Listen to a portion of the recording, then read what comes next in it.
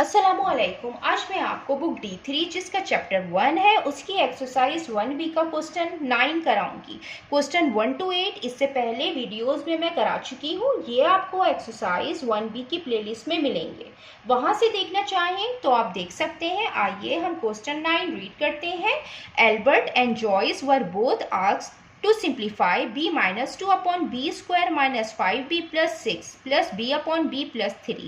Both students were able to factorize b square minus 5b plus 6 to get b minus 2 into b minus 3. Albert simplified b minus 2 upon b square minus 5b plus 6 before converting to like fractions, whereas Joyce converted to like fractions directly. Who do you think will be able to simplify b minus 2 upon b square minus 5b plus 6 plus b upon b plus 3 in a fewer number of steps? Explain why. Question में हमें given है कि Albert और Joyce को ये question solve करने के लिए कहा गया। दोनों ने ये जो टर्म है B square minus 5b plus 6 की, दोनों ने ये फैक्टराइज कर ली और ये फैक्टर हासिल कर लिए हैं b माइनस 2 और b माइनस 3। सबसे पहले जो है वो एल्बर्ट सॉल्व करेगा ये वाली term b minus 2 upon B square minus 5b plus 6 की ये वाली टर्म सॉल्व करेगा लाइक फ्रैक्शंस में दोनों को कन्वर्ट करने से पहले, जबकि जॉयस जो है वो दोनों को डायरेक्टली लाइक फ्रैक्शन में कन्वर्ट करेगा एंड देन फिर वो सॉल्व करेगा। तो हमें यहाँ पे ये बताना है कि दोनों में से वो कौन है जो कम स्टेप में इस क्वेश्चन को सॉल्व करेगा। हमें यहाँ पे ये एक्सप्लेन करना है। आइए हम इसको सॉल्यूशन करते हैं। क्वेश्चन में हमें ये टर्म गिवन है जो एल्बर्ट और जॉयस इसको सॉल्व करेंगे। सबसे पहले हम एल्बर्ट का मेथड करेंगे।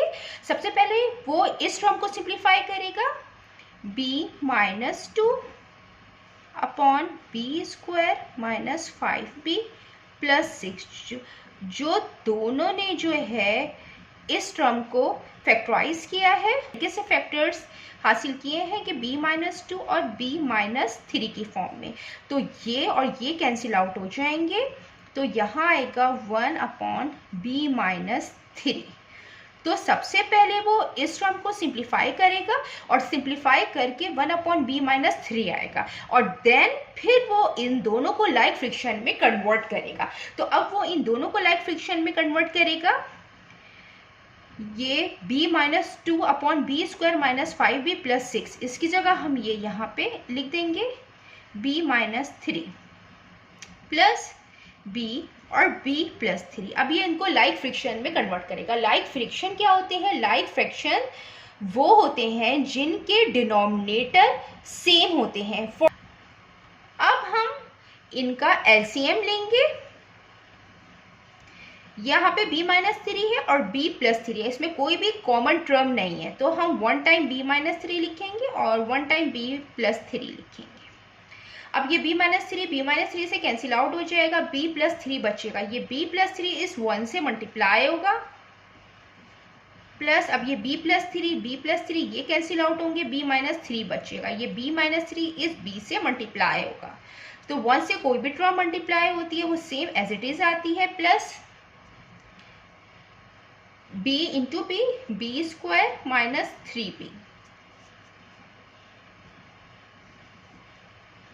b minus 3, b plus 3।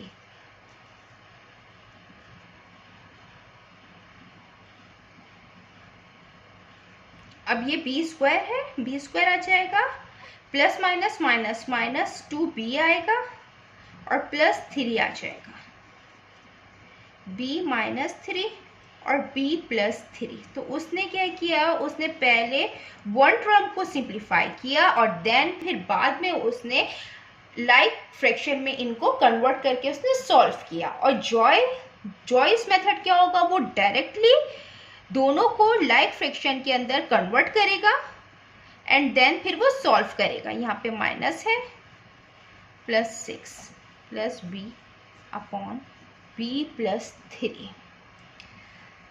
तो वो डायरेक्ट इसको कन्वर्ट करेगा। तो b माइनस 2 और दोनों ने ये फैक्टराइज करके b माइनस 2 दोनों ने जब इस टर्म को फैक्टराइज किया था तो b-2 और b-3 आया था, तो वो हम यहाँ पे लिख देंगे b और b+3।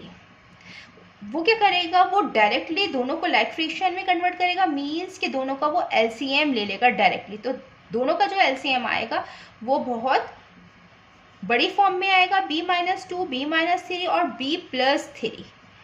अब जब हम इसका न्यूमरेटर लिखेंगे तो यहाँ पे b-2, b-3 है, यहाँ पे b-2, b-3 है, ये कैंसिल आउट होगा, b+3 बचेगा और ये b+3 इस पूरी टर्म से मल्टीप्लाई होगा। b+3 मल्टीप्लाई करेगा b-2 को, प्लस अब यहाँ पे b+3 है, b+3 ये आपस में कैंसिल आउट होगा, b-2 और b-3 बचेगा। ये जो पूरी होल टर्म है ये इस b से मल्टीप्लाई होगी, तो b-2, b-3 और b।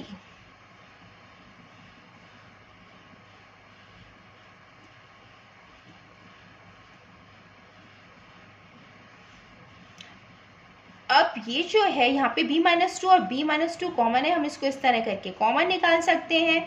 तो अंदर क्या बचेगा, अंदर बचेगा b+3 प्लस b-3b।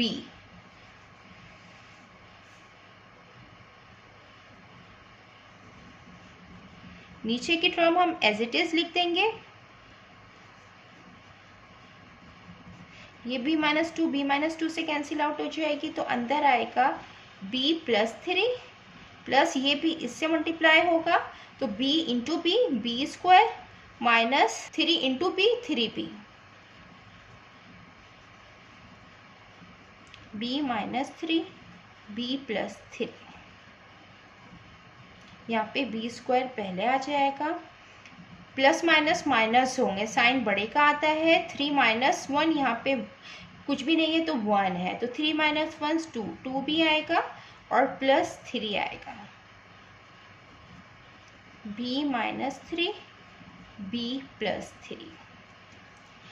तो ये जॉय के स्टेप हैं जो वो इस तरीके से सॉल्व करेगा और एल्बर्ट इस तरीके से सॉल्व करेगा। तो जो दोनों में जो फीवर स्टेप हैं वो एल्बर्ट के हैं और इसका बहुत इजी मेथड है कि वो पहले फर्स्ट टर्म सॉल्व करेगा, देन वो फिर क्वेश्चन में फर्स्ट टर्म को पुट करेगा और पुट करने के बाद जो है वो इसको सॉल्व कर लेगा। तो हम यहाँ पे लिख देते हैं, thus Albert method is likely to be simpler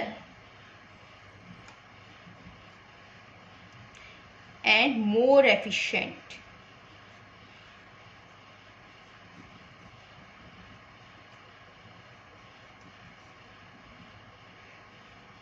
और एल्बर्ट के मेथड के ही फीवर स्टेप होंगे। जितना मैंने एक्सप्लेन किया है, अगर इसमें कोई भी क्वेरी है तो आप कमेंट्स में लिखकर मुझसे पूछ सकते हैं। अल्लाह हाफिज़।